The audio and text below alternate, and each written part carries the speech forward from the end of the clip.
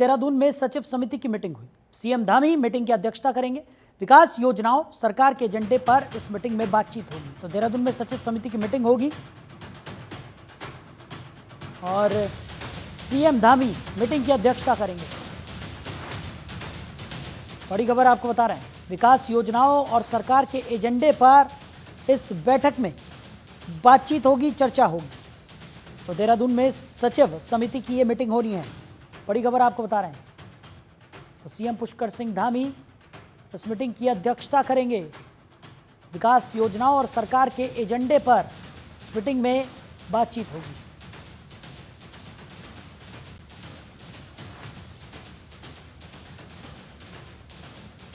तो बड़ी खबर आपको बता रहे हैं, सीएम पुष्कर सिंह धामी की अध्यक्षता में ये मीटिंग होने वाली है। खबर पर ज्यादा जानकारी के साथ हमारे सहयोगी हरीश खनेडा हमारे साथ जुड़ गए हैं। हरीश, सचिव समिति की मीटिंग आज देहरादून में होने वाली है, क्या कुछ जानकारी मिल पा रही है?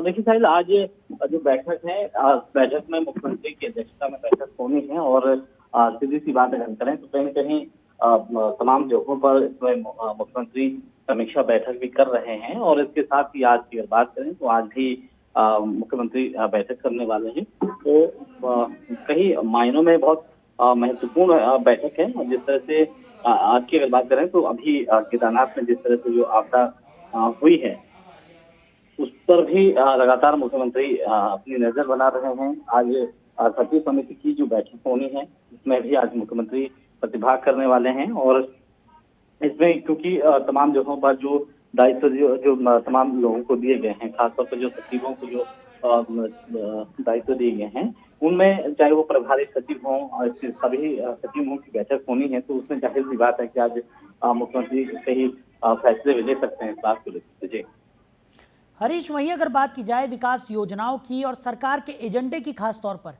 जिस को लेकर आज सचिव समिति की इस मीटिंग में चर्चा भी होने वाली है, सीएम पुष्कर सिंह धामी खुद समीक्षा करेंगे और जो एजेंडा है सरकार का, जिसके तहत सरकार लगातार काम कर रही है, उसको और ज्यादा मजबूत बनाने की जो कवायद है वो लगातार देखने को मिल रही है। सीएम पुष्कर सिंह धामी खुद समीक्षा करते हुए नजर आ रहे हैं और कोशिश यही की जा रही है कि उत्तराखंड में जो भारतीय जनता पार्टी की स्थिति है उसको और ज्यादा मजबूती कर सके और लोगों की भलाई के लिए जो तमाम योजनाएं यहां पर चलाई जा रही हैं उसको और ज्यादा मजबूत स्थिति उसकी बनाई जा सके। देखिए सर, क्योंकि विकास कार्य की अगर बात करें इसी को लेकर के तमाम चाहे वो ग्रामीण क्षेत्र हों, शहरी क्षेत्र हों, सभी जगह मुख्यमंत्री लगातार विभागों की वर्षवार विभागवार बैठक कर रहे हैं, समीक्षा कर रहे हैं। और उसका जो निचोड़ है वो कहीं न कहीं जो सचिव समिति है उस पर देखा जाएगा। क्योंकि आज की जो बैठक होनी है, सचिव समिति की जो बैठक होनी है, उसमें तमाम एजेंडा सरकार का है। किस तरह से 2047 तक जो अग्रिम राज्यों में उत्तराखंड को रखना है, उसके लिए जो प्रभारी सचिव बनाए गए हैं, उन लोगों को जो जिम्मेदारी दी गई है, अधिकारियों को जिम्मेदारी दी गई है। इस समय आपदा की अगर बात करें तो आपदा से भी बहुत ज्यादा नुकसान उत्तराखंड में हुआ है। तो इसी सभी चीजों का निष्कर्ष आज इस बैठक में रखा जाएगा। और जैसे कि जो जिम्मेदारियां सचिवों को दी गई हैं उसका भी अपडेट आज मुख्यमंत्री देंगे। बिल्कुल। और हरीश, जिस तरीके से हम लगातार देख रहे हैं कि सीएम पुष्कर सिंह धामी खुद ही तमाम परियोजनाओं का संज्ञान लेते हुए भी नजर आते हैं, अधिकारियों को जरूरी दिशा निर्देश भी देते हुए नजर आते हैं। और जब सीएम खुद इस तरीके से कमान संभाले हुए हैं तो अधिकारी भी पूरे जोश और उत्साह के साथ तमाम परियोजनाओं के क्रियान्वयन और जो रणनीति है, जो एजेंडा है भारतीय जनता पार्टी का, उसको और मजबूती देने की कवायद में जुटे हुए यहाँ पर नजर आएंगे। क्योंकि खुद सीएम जो हैं वो संज्ञान ले रहे हैं और तमाम जानकारियां सीएम तक पहुंचानी होती हैं और सीएम भी लगातार दिशा निर्देश देते हुए नजर आते हैं। बिल्कुल। देखिए साहिल, जैसे मैंने बताया कि लगातार समीक्षाएं बैठक हो रही हैं, मुख्यमंत्री तमाम विभागों का अपडेट ले रहे हैं।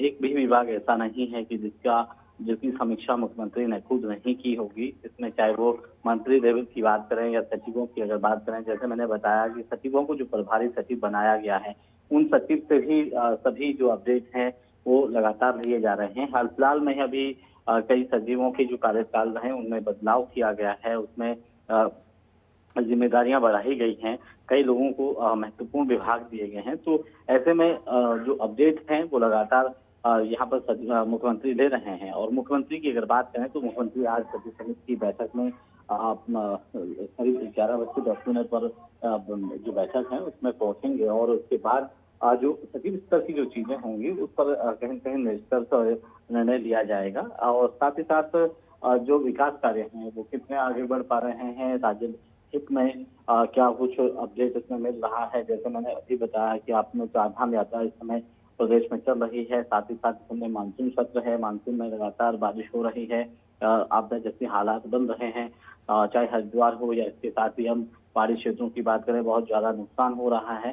तो इन सभी चीजों को लेकर के आज सचिवों के साथ जो बैठक होनी है, जो समिति है उस पर भी कहीं न कहीं मुख्यमंत्री इसमें प्रतिभाग करने वाले हैं। तो अब ये देखना होगा कि अब क्योंकि इसके जो अभी जो प्रमोटरी जो आईएएस हैं उनका भी तबादला होना है और साथ ही साथ कई ऐसे जिले हैं जहाँ पर ठीक है। जो डीएम है उनको भेजना है। तो इन सभी चीजों को लेकर के आज समिति की जो बैठक है उसमें निर्णय हो सकता है। जी चलिए हरीश, हमारे साथ जुड़ने के लिए, इन तमाम जानकारियों के लिए आपका बहुत शुक्रिया। वहीं आज से केदारनाथ की हवाई यात्रा शुरू हो जाएगी। टिकट में यात्रियों को 25% की छूट दी जाएगी। कल ही केदार घाटी में रेस्क्यू का काम खत्म हुआ था, सभी लोगों को सुरक्षित बाहर निकाला गया था। तो आज से हवाई यात्रा की शुरुआत हो रही है और टिकट में यात्रियों को 25% की छूट भी दी जाएगी।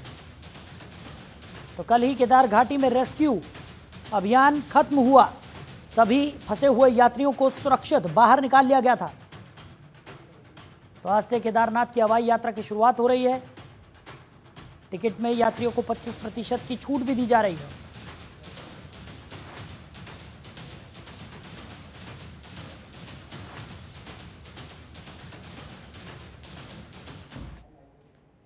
चलिए आगे बढ़ते हैं, रुक करते हैं अगली बड़ी खबर का। देहरादून से बड़ी खबर, उत्तराखंड को केंद्र सरकार की सौगात यहां पर मिलेगी और उत्तराखंड को अतिरिक्त बिजली यहां पर केंद्र सरकार की तरफ से दी जाएगी। तो सीएम धामी के अनुरोध पर यह अतिरिक्त बिजली मिली है। 30 सितंबर तक 100 मेगावाट बिजली अतिरिक्त यहां पर उत्तराखंड को मिलेगी। बड़ी खबर आपको बता रहे हैं।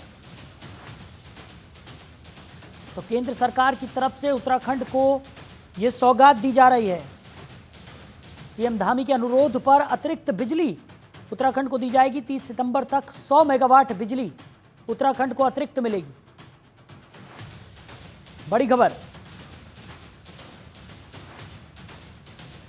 तो सीएम पुष्कर सिंह धामी ने यह अनुरोध किया था और अब केंद्र सरकार यह सौगात उत्तराखंड को दे रही है, जहां उत्तराखंड को अतिरिक्त बिजली मुहैया कराई जाएगी। सीएम धामी के अनुरोध पर यह अतिरिक्त बिजली उत्तराखंड को मुहैया कराई जानी है। 30 सितंबर तक 100 मेगावाट बिजली अतिरिक्त उत्तराखंड को मिलेगी।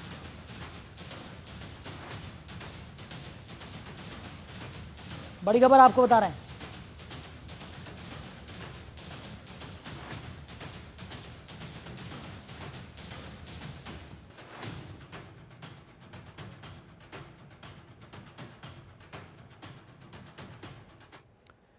उधर अमित शाह से बीजेपी सांसद अनिल बलूनी ने मुलाकात की। तो अजय भट्ट और त्रिवेंद्र सिंह रावत भी मौजूद रहे।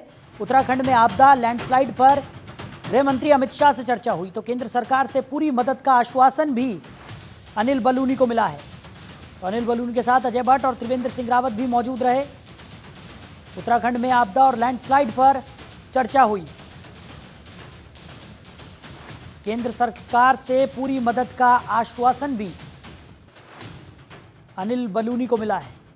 तो अमित शाह से मुलाकात करने बीजेपी सांसद अनिल बलूनी पहुंचे थे। उनके साथ अजय भट्ट और त्रिवेंद्र सिंह रावत भी मौजूद रहे। उत्तराखंड में जिस तरीके की स्थिति बनी हुई है, आपदा लैंडस्लाइड पर चर्चा गृह मंत्री अमित शाह से की। तो केंद्र सरकार की तरफ से पूरी मदद का आश्वासन भी मिला है।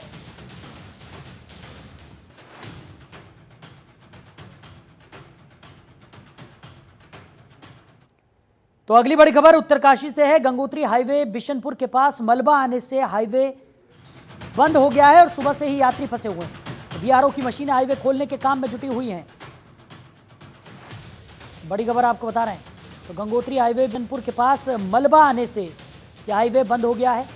हाईवे सुबह से बंद है, जिस वजह से कई यात्री फंस गए हैं। बड़ी खबर आपको बता रहे हैं। तो बीआरओ की मशीनें हाईवे खोलने का काम में जुटी हुई हैं। उत्तरकाशी से बड़ी खबर। तो गंगोत्री हाईवे बिशनपुर पास मलबा आने से यह हाईवे बंद हो गया है। हाईवे पर सुबह से ही मलबा आ गया था, जिसकी वजह से हाईवे पूरी तरह से बंद है और कई यात्री फंस गए हैं। तो बीआरओ की मशीनें हाईवे खोलने के काम में जुट गई हैं। जल्द से जल्द इस हाईवे को खोलने की कवायद में बीआरओ की टीम लगी हुई है। बड़ी खबर आपको बता रहे हैं। तो लगातार हो रही बारिश और लैंडस्लाइड की घटनाओं की वजह से स्थितियां काफ़ी गंभीर होती हुई नजर आ रही हैं। उत्तरकाशी की बात करें तो गंगोत्री हाईवे पर मलबा आने से सुबह से ही हाईवे बंद हो गया है।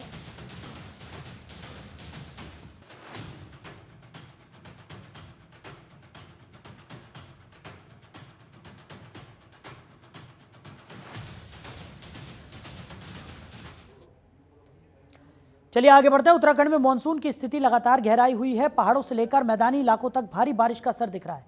प्रदेश के कई इलाकों में भारी बारिश का अलर्ट जारी हुआ है। देखिए,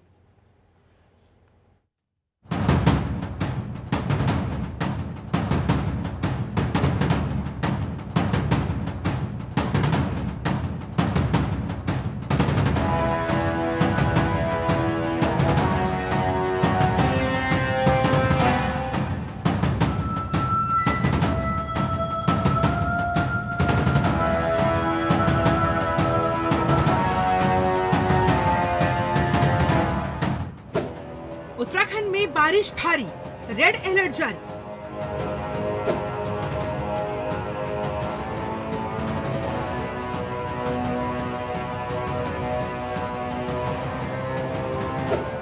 मौसम की मार, चारों तरफ हाहाकार।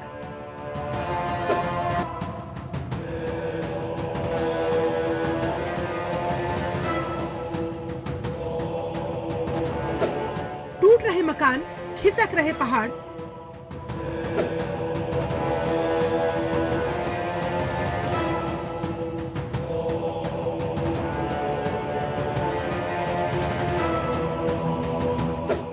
आसमान से बरसती तबाही। देहरादून समेत प्रदेश भर के कई इलाकों में आज भी बारिश का दौर जारी रहेगा। उत्तराखंड में मौसम विभाग में एक बार फिर भारी बारिश का अलर्ट जारी हुआ है। भारी बारिश को देखते हुए मौसम विभाग ने येलो अलर्ट जारी किया। साथ ही लोगों को सतर्क रहने के लिए भी चेतावनी दे दी। कहां-कहां बारिश का अलर्ट। चमोली। तो बादल फटने से उत्तराखंड में तबाही जैसा मंजर बन गया है। बादल फटने से केदारनाथ पैदल मार्ग पर कई जगहों पर सड़कें टूट गई हैं। मानसून आते ही लैंडस्लाइड की भी घटनाएं बढ़ जाती हैं। ऐसे में मन में सवाल आता है कि आखिर बादल फटना होता क्या है। तो आइए जानते हैं क्या होता है बादल फटना।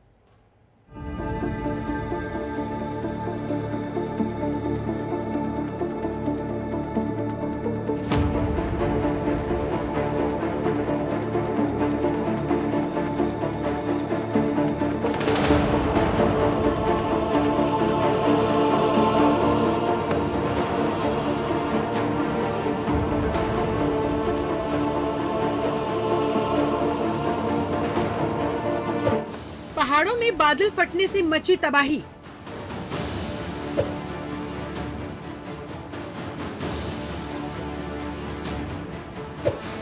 क्यों फटता है बादल, कैसे आती है तबाही?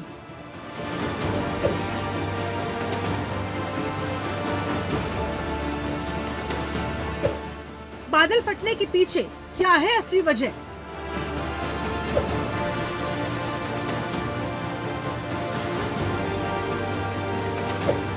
क्यों हर साल देवभूमि में मचता है हाहाकार?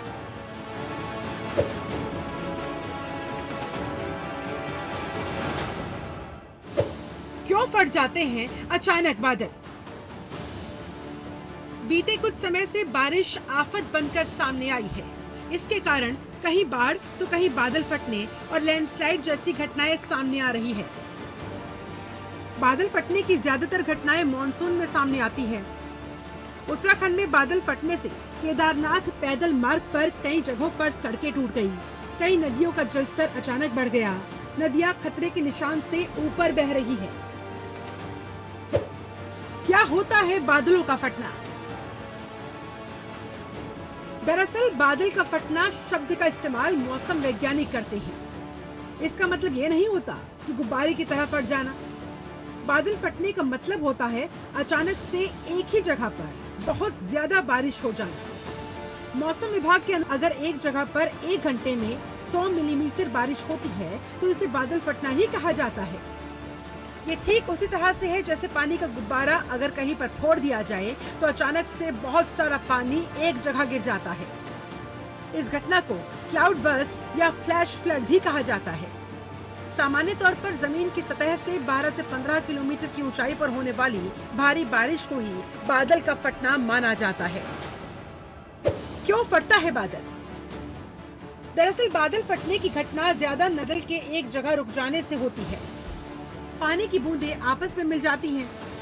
ऐसे में इनके भार से बादल का घनत्व बढ़ जाता है, जिसके चलते बारिश होने लगती है। माना जाता है जहां बादल फटता है वहां 100 किलोमीटर प्रति घंटे की रफ्तार से बारिश हो सकती है। कितना खतरनाक है बादल का फटना? बादल के फटने से भयावह स्थितियां पैदा हो जाती हैं।